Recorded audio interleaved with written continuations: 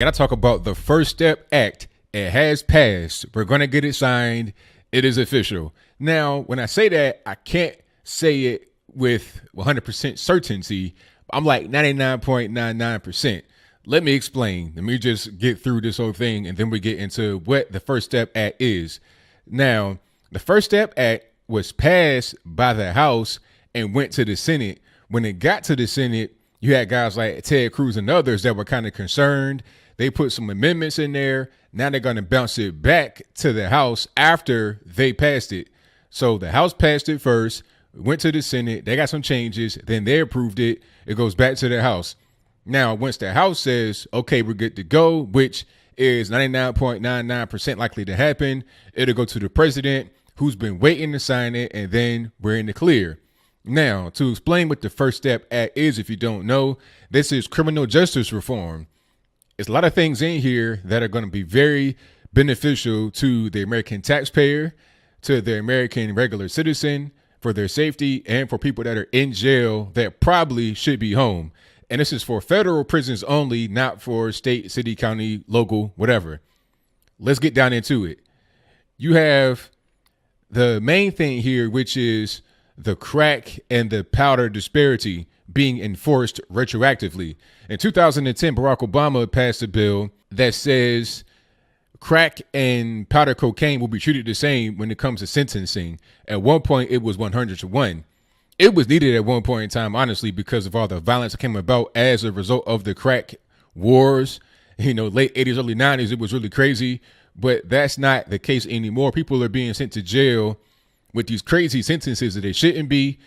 After 2010, those sentences were equalized. But if you got locked up, let's say in 2006, you've been in jail for the past, 12 years, and you probably won't get home anytime soon because you were not able to take advantage of the 2010 law. But now that law has been applied retroactively, which is going to affect about 2,000 current federal prisoners. They're going to be able to petition to take advantage of that law to possibly come home early. The next thing is the 3 strikes law. Now, I'm not sure if it's going to be retroactive or it's going to be from here on out. But if you get convicted of 3 felonies, you are no longer going to get an automatic life sentence. You would get 25 years instead. That's that. Another thing, we're going to put money on the books for training programs. So it'll reduce recidivism. Rather than going back out on the street with nothing, no skills, no ability to function in society, you'll be better equipped to do with the outside world. And we're also going to eliminate the need for a lot of these halfway houses, which are very expensive. And it's just an extension of your sentence. You'll also be able to apply for more good time. And if you don't know anything about prison, what good time is, it's what you get when you are a well-behaved prisoner. You get time off of your sentence. So let's say you get a 10-year sentence, right? And you're able to apply for good time by, completing programs, not getting any kind of trouble, just doing what you're supposed to be doing, being a model prisoner. You may get credits for days, weeks, months. You could come home up to a year early, 2 years early. It depends on how the credits are applied and how many you get. So you're going to be able to apply for more of that, which is send more prisoners home early. It won't be a get out of jail free card, which is what I see a lot on these random websites and people just talking on their personal pages. They're saying, oh, we don't need this. We didn't vote for Trump to do this. You're letting everybody out. It's not like that. People who've been in jail that are old timers may be able to get out. People that are in jail due to unjust sentencing disparities. I mean, crack versus powder. Come on, it's the same drug. It shouldn't be a 100-1 disparity. So you'd be able to get out at the appropriate time. You should be released, just like you sold any other drug. This bill is mostly focused on people that have been affected by the drug war in a negative way.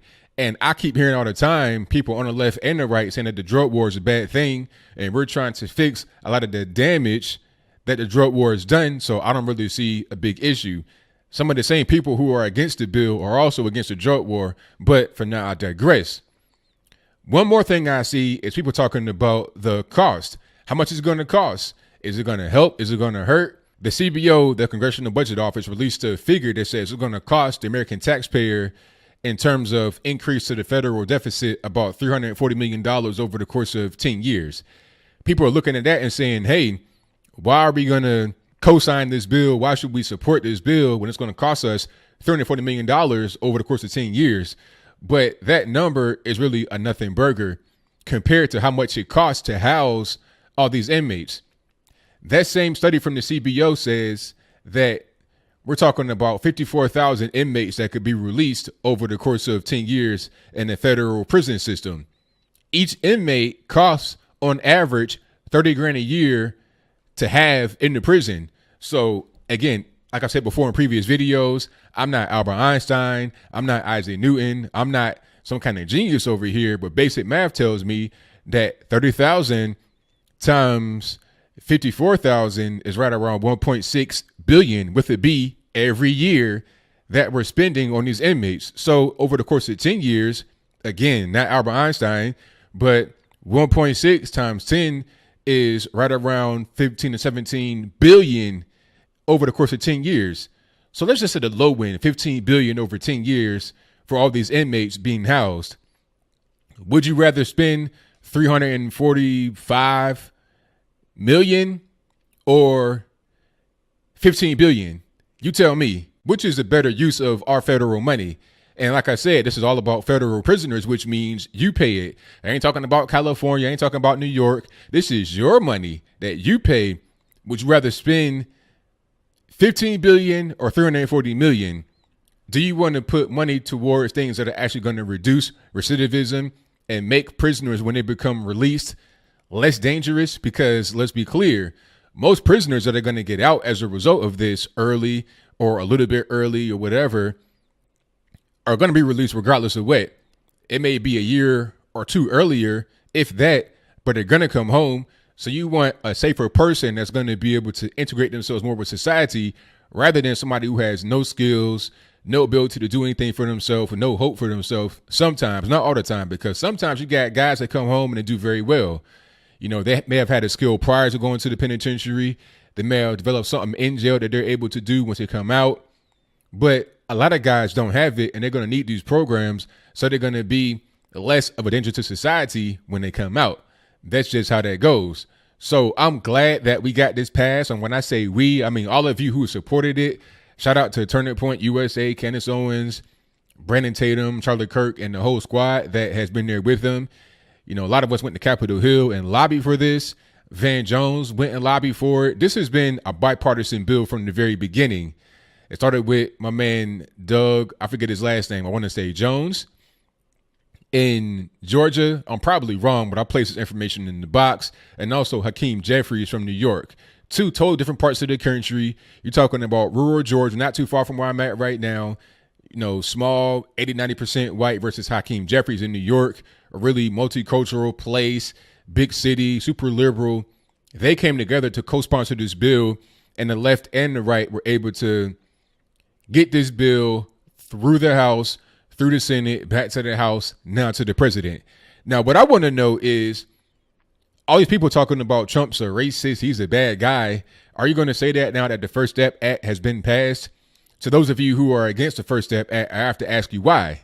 Are you against saving billions of dollars over the course of 10 years? Literally, I'm not making it up. Like I said, the CBO says that it's going to increase spending by 345 million or whatever. We're going to save minimum 15 billion over the course of 10 years, which is the same time as that 340 million. How are you mad about that? Why are you mad at prisoners being able to have more tools in their box to be able to deal with the outside world so they will be less of a danger to society? Why is that a bad thing? It's not a get out of jail free card. We're not talking about all prisoners. We're talking about federal prisoners. And to anyone else who has a negative thing to say or who is not totally pleased, this is the first step. This is a great step. And I think that all Americans should be celebrating this more than anything else. So what do you think? Do you think the First Step Act is a good thing to have? You guys know my point of view. I'm all with it. I'm very excited. This is great. This is a great step forward for all Americans. I think most individuals in the USA are against the drug war, or they have certain questions about it. They're kind of skeptical about it.